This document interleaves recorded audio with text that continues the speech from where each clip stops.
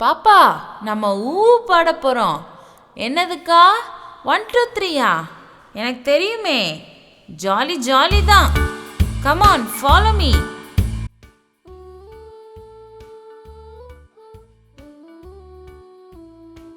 Shalom குட்டீஸ், எப்படி இருக்கீங்க? நல்லா இருக்கீங்களா? உங்களை பார்க்கறதுல எனக்கு ரொம்ப ரொம்ப சந்தோஷம். ஆனா எப்போ எல்லாரும் சேர்ந்து ஆண்டவரை துதிச்சு வசனத்தை படிச்சு நடனமாடி என்னைக்கு நம்ம கொண்டாட போறோம் தெரியல. ஆனாலும் அந்த நாள் சீக்கிரமா வரப்போகுதுன்னு நினைக்கிறேன். சரி, இருக்கட்டும். நீங்க எல்லாரும் நல்லா இருக்கீங்க தானே? அப்பா, அம்மா, அக்கா, தங்கச்சி, வீட்டுல எல்லாரும் நல்லா இருக்காங்க இல்லையா? மறந்துடாதீங்க, தாத்தா பாட்டி கூட நல்லா கவனமா பாத்துக்கணும், சரியா? சரி குட்டீஸ், அப்புறமா இன்னைக்கு முக்கியமான மனப்பாட வசனத்தை நம்ம கத்துக்க போறோம். ரெடியா நீங்க? வாங்க போலாம்.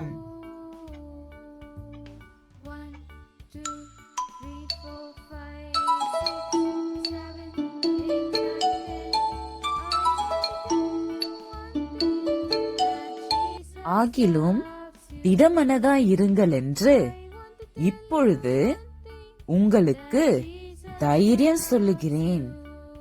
கப்பற் சேதமே அல்லாமல் உங்களில் ஒருவனுக்கும் பிராண சேதம் வராது. ஆமேன். அப்போஸ்தலர் 27ஆம் அதிகாரம் 22ஆம் வசனம். சரி குட்டீஸ், இன்னைக்கு நம்ம உண்மையான ஒரு சம்பவத்தை பார்க்க போறோம். ரெடியா நீங்க?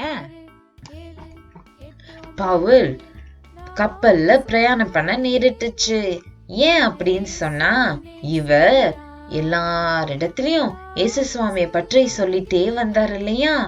ஆகவே இந்த ரோம அரசாளர்களுக்கு ரொம்ப கோபமாயிடுச்சு, கடும் கோபம்.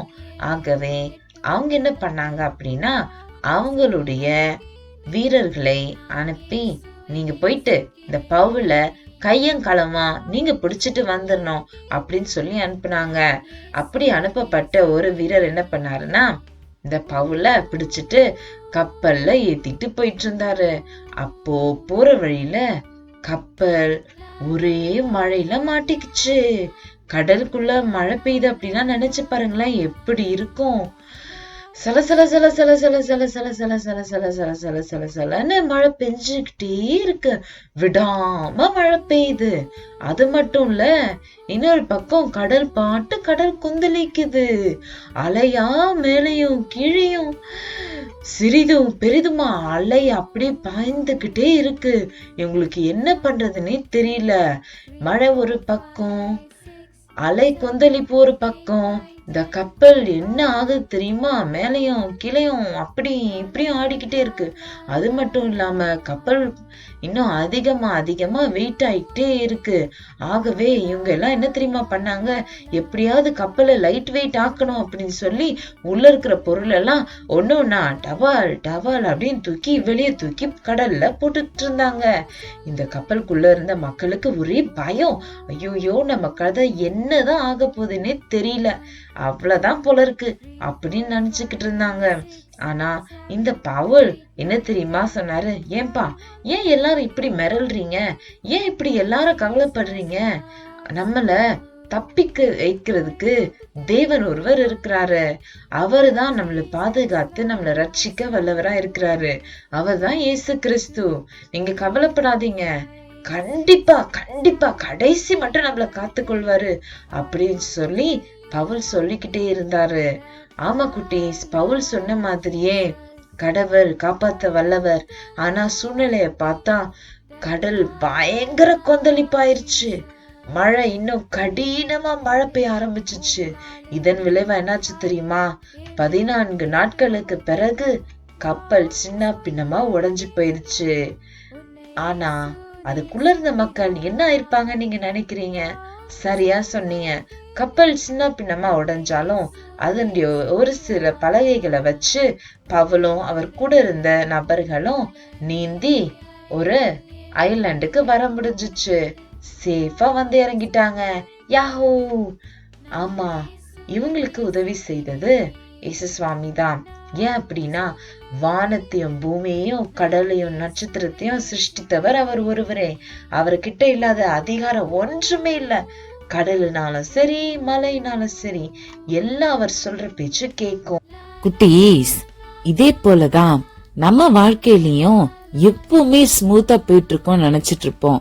ஆனா திடீர்னு கடல் போல ஒரு கொந்தளிக்கிற ஒரு பிரச்சனையோ ஒரு சூழ்நிலையோ வந்துருச்சுன்னா நம்ம ரொம்ப கலங்கிட்டு கவலைப்பட்டுட்டு அப்படியே டவுன் ஆயிடக்கூடாது.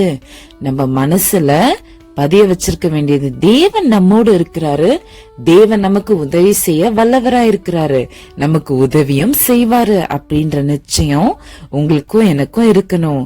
சரி குட்டீஸ், இது உங்களுக்கு எனக்கு மட்டும் இல்ல, நம்ம சுத்தி இருக்கவங்களுக்கும் இது நீங்க மனசுல பதிய வைக்கணும். சரி, நம்ம கண்ணு மூடி ஜெபம் பண்ணலாமா? அன்புள்ள இயேசப்பா, இந்த நாளுக்காக உமக்கு நன்றி செலுத்துகிறோம். அப்பா, இத கேட்டுட்டு இருக்க ஒவ்வொரு குட்டி பிள்ளைகளையும் அவங்க குடும்பத்தையும் உடைய கரத்துல கொடுக்கிறோம். யாரு எந்த சூழ்நிலையில இருந்தாலும் சுவாமி, நீங்க கரம் பிடித்து நீங்க அவங்களை ரட்சிக்கும்படியாய் தப்பித்து செல்லும் வழியை நீங்க ஆயத்தம் பண்ணி கொடுக்கும்படியாய் வேண்டிக் கொள்ளுகிறோம் சுவாமி. ஒவ்வொரு சிறு பிள்ளைகளையும் நீங்க பாதுகாத்துக் கொள்ளுங்க, பெற்றோரையும் பாதுகாத்துக் கொள்ளுங்க. அன்றே எங்க இந்தியால இருக்க ஒவ்வொரு பெண் குழந்தைகளையும் ஆண் குழந்தைகளையும் நீங்க பாதுகாத்துக் கொள்ளும்படியாய் வேண்டிக் கொள்ளுகிறோம்.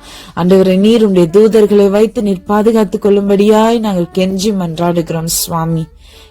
உடைய நாமத்தை நாங்கள் ஆசீர்வதிக்கிறோம். உடைய கிருபைகளுக்காக நன்றி செலுத்துகிறோம். கொரோனாவில இருந்து ஆண்டவர் நீர் மாத்திரம் நீர் எங்களுக்கு விடுதலை கொடுக்க வல்லவராய் இருக்கிறீர், உமக்கு நன்றி செலுத்துகிறோம். எல்லாவற்றையும் இயேசுவின் மூலம் ஜெபம் கேளும் ஜீவனுள்ள நல்ல பிதாவே, ஆமென். சரி குட்டீஸ், உங்களை பார்த்ததுல ரொம்ப சந்தோஷம். அடுத்த வாரம் இதே மாதிரி ஒரு உண்மையான சம்பவத்தோடு உங்களை சந்திக்கும் வரை பாய். 5 6 7 8 9 10 நான் ஒன்னு சொல்லற கேளு, உன்னை இயேசு நேசிக்கிறார். நான் ஒன்னு சொல்லற கேளு, உன்னை இயேசு நேசிக்கிறார்.